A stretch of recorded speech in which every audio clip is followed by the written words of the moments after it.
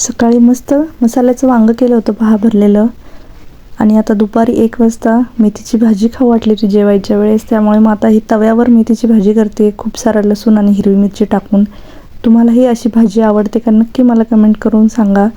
ही गरम गरम तव्यावर छान लागते तेलात परतवलेली भाजी. आणि इकडे भाजी गरम केली परत वांग्याची. आता जेवून घेते मस्त. जेवण करून घेतलं. परत मला आयुषला आणायला जायचं होतं, त्यामुळे आता इथे 6 वाजता आहो आले होते लवकर. मग आयुषला ट्युशनला सोडलं आणि आम्ही दोघे गेलो डी-मार्टला. तर हा अचानक ठरलेला प्लॅन होता, काही म्हणजे घरातून निघताना आमचं ठरलंही नव्हतं. आता हे पाहत होते त्यांच्यासाठी शर्ट, त्यावर माझा हा टाईमपास चालला होता. कारण आज शुक्रवार होता, त्यामुळे बिलकुल गर्दी नव्हती डी-मार्टला. पाहू शकता तुम्ही. आता असं डी-मार्ट बघायला मिळत नाही सॅटर्डे संडेला गेले तर.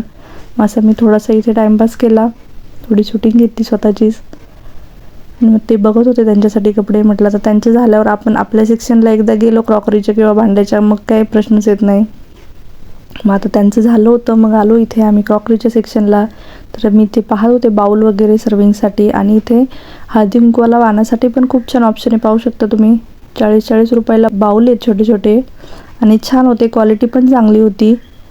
आणि हे जे बाऊल आहेत बॅगमधले ते 90 रुपयाला 3 होते. आणि या बॉटल 19 रुपयाला बॉटल आहेत. पाहू शकता तुम्ही, एअरटाईट बॉटल आहेत. शिवाय हे पण छान आहे. तुमचं जर 20 रुपयापर्यंत बजेट असेल तर हे खूप छान ऑप्शन आहे हळदी कुंकवासाठी. आणि आता इथे ग्लव्स घ्यायचे होते मला. साबणची ॲलर्जी आहे, त्यामुळे मी हे ग्लव्स वापरत असते.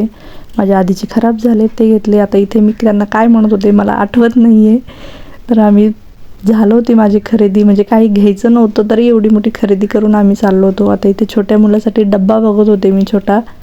हा डब्बा आम्हा दोघांनाही आवडला. मग हा डब्बा घेतला आणि बिल करायला गेलो, कारण आयुषला मला आणायला जायचं होतं. चला तर मग भेटू पुढच्या व्हिडिओमध्ये.